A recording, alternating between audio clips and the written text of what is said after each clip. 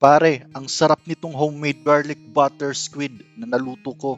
Tara, gawa tayo. Meron tayong squid, shrimp balls, butter, garlic, Sprite.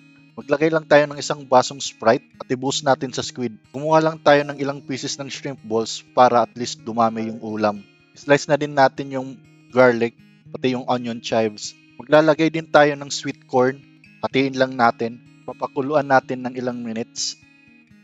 Tunawin na natin yung butter. Tsaka ilagay na natin yung garlic. Igisa natin.